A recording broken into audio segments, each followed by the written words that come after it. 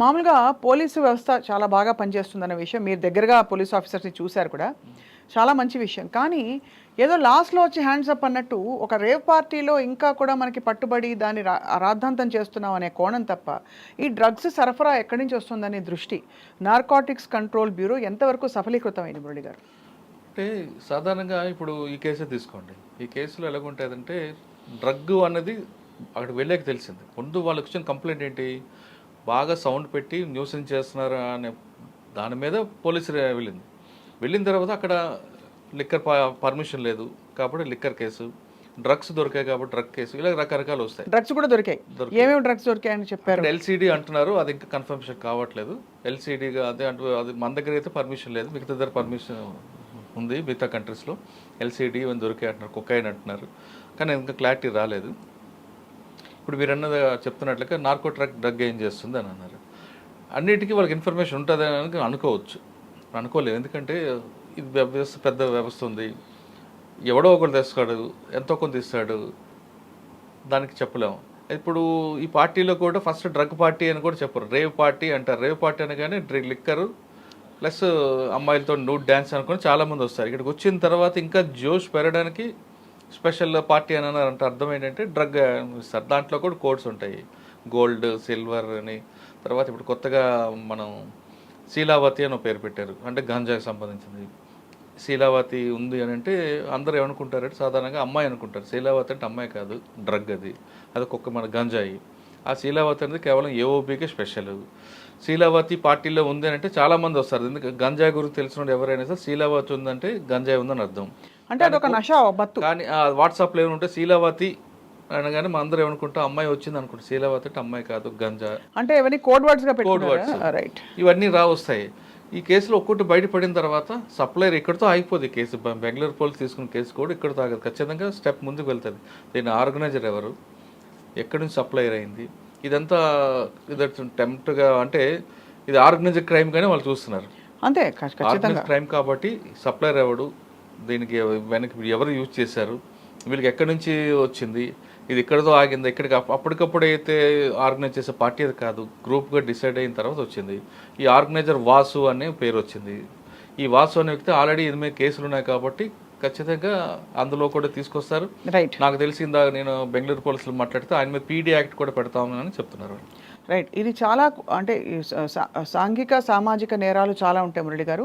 చట్ట దృష్టిలో కొన్ని నేరాలు ఉంటాయి.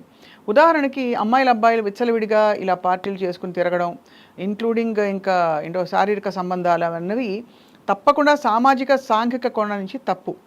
కానీ ఎప్పుడైతే మనకి హై లెవెల్ ప్రాస్టిట్యూషన్ అనే ఒక పదంతో ఈ హోటల్స్లో పట్టుబడ్డా, లేదు ఇలాంటి డ్రగ్స్ పార్టీలు పట్టుబడ్డా రాద్ధాంతం జరుగుతుంది. కానీ చట్ట పరిధిలో ఏది నేరం, ఏది ఖండించవలసిన విషయం, అసలు ఈ మూలాలు ఎక్కడివి, ఎందుకు వ్యవస్థ అప్రమత్తంగా లేదు? ఉదాహరణకి ప్రాస్టిట్యూషన్ కేసెస్లో ఎవరైతే కస్టమర్స్ వస్తారో, హై లెవెల్ కస్టమర్స్, వాళ్ళ పేర్లు బయట పెట్టరు. సినిమా ఇండస్ట్రీలో ఇద్దరినో ముగ్గురినో టార్గెట్ చేసి వాళ్ళని మాత్రం వాయించి చెతకబాది అవసరం. అంటే ఇక్కడ అబద్ధం ఆడారు కాబట్టి మీరు అన్నట్టుగా ఇది చాలా పెద్ద ఇష్యూ అయింది మరింతగా. బట్ అదర్వైజ్ ఎందుకు, why is it not being solve to the end? ఇది క్రైమ్ అందరికి ఎండ్ ఉండదండి. ఫస్ట్ ఆఫ్ ఆల్ మీరు చెప్తున్నట్టుగా అమ్మాయి అబ్బాయి, ఒక అమ్మాయి ఇష్టపడి అబ్బాయి దగ్గరికి వెళ్ళింది అనుకోండి, అది తప్పేం కాదనేది ఉంటుంది. వాళ్ళిద్దరు కన్సిల్గా ఓన్గా వాళ్ళు ఇష్టపడి వెళ్ళింది, అది మైనర్ అయితే ఖచ్చితంగా కేసు అవుతుంది. అది ఇష్యూ కాదు, ఇక్కడ ఆర్గనైజ్ చేస్తేనే కేసు అవుతుంది. ఇప్పుడు ఈ అమ్మాయి ఇక్కడ డ్రగ్స్ సప్లై చేస్తున్న వాళ్ళతో ఒక కేసు అవుద్ది, అమ్మాయిని సప్లై చేసిన వాళ్ళది ఇంకో కేసు అవుతుంది. అమ్మాయిని సప్లై చేసే వాళ్ళు కూడా అక్కడ ఉన్నారు కాబట్టి ఇది మరింత పెద్ద కేసు అవుతుంది. ఈ అమ్మాయి ఇప్పుడు పింప్ అంటాం, ఆమె ఎక్కడి నుంచి సప్లై చేస్తుంది అంటే ఒక మనిషి, ఒక అమ్మాయి తన కుటుంబ ఆర్థిక పరిస్థితులు కానీ లేదు తన వ్యక్తిగత కోరికల మీద సెక్స్ చేయడం తప్పు కాదు. ఒక పోలీస్ స్టేషన్లో కానీ ఒక లాడ్జీలో ఒక అమ్మాయి అబ్బాయి దొరికి నేను నా ఇష్ట ప్రకారం నేను ఆయనతో వచ్చాను అని అమ్మాయి ఎదురు తిరిగితే పోలీసులు కూడా ఏం చేయలేరు. రెండు, నాకు ఆర్థిక పరిస్థితి బాగాలేదు కాబట్టి నేను ఈ పని చేయాల్సి వచ్చింది, నా పిల్లలు పోషించుకోవాలని చెప్పినా దాన్ని ఏం చేయలేరు. ఆమె విక్టిమ్, అక్కడ ఆమె ఎక్యూజ్డ్ కాదు. కానీ ఇటువంటి కేసుల్లో ఇటువంటి అమ్మాయిలందరినీ తీసుకొచ్చి డ్యాన్స్ వేయించడం కాకుండా వేరే వర్క్ చేస్తే ఈమె తీసుకొచ్చిన ఆర్గనైజర్ ఉన్నారో ఆమె మీద కేసు అవుతుంది. ఖచ్చితంగా ఓకేనా, కేసు అవుతుంది. ఆమెకి పీటా యాక్ట్ కింద లోన్ పంపిస్తారు, ప్రివెన్షన్ ట్రాఫికింగ్ యాక్ట్ కింద పెడతారు. ఎస్, ఇప్పుడు ఇది కాకుండా ఈ ట్రాఫిక్ చేసిన విక్టిమ్సో ఇష్టపడో కష్టపడో ఎలా వచ్చినా సరే వాళ్ళకు వచ్చిన ఈ కస్టమర్స్ ఎవరైతే ఉన్నారో వాళ్ళందరినీ మరి ఎందుకు వదిలేస్తుంది సమాజం, ఎవరిని ఎందుకు వదలరు. చట్టం వదులుతుంది? వదలరు. వాళ్ళ మీద ఉండవా? ఎందుకంటే వాళ్ళ మీద కేసు అవుతుంది. ఉంటాయి. మరి వాళ్ళ పేర్లు ఎందుకు బయటకు రావు? ఎందుకు రావండి? వస్తాయి. ఎవరు చెప్పారు రావని? ఖచ్చితంగా పేర్లు మీరు ఒక్క హై లెవెల్ కస్టమర్ ఒక అమ్మాయితో ఇలా బిహేవ్ చేశాడని కానీ డ్రగ్స్ సేవించాడని కానీ వాళ్ళ పేర్లు ఎందుకు బయటకు రావు చెప్పండి? ఎందుకు మన చరిత్ర ఒకసారి తీసుకుంటే ఏకకాన్ కమిషనర్ టైంలో స్టీఫెన్ రవీంద్ర గారు డీసీపీ వెస్ట్ జోన్, ఆ టైంలో చాలామంది ప్రముఖులందరూ వచ్చారు. డ్రగ్స్ తీసుకున్నారని వీళ్ళు వెళ్ళారు, వీళ్ళు XYZ అని. ఆ కేసు కొంతకాలం తర్వాత నీరు గారిపోయింది.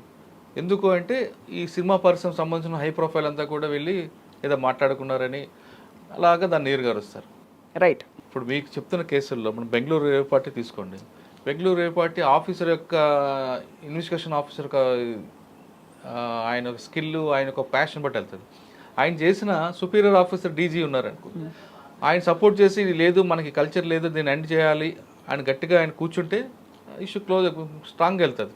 వీళ్ళందరి మీద పీడీ యాక్ట్ పెట్టచ్చు, లేదంటే డ్రగ్స్ కేసు పెట్టచ్చు, రకరకాలు పెట్టి వాళ్ళని రిమైండ్ చేస్తారు.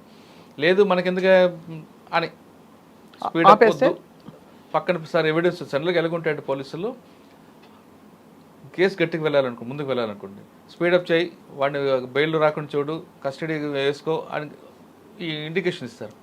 అంటే అర్థం ఏంటంటే ఆఫీసర్కి సీరియస్గా తీసుకున్నాడు అని అర్థం.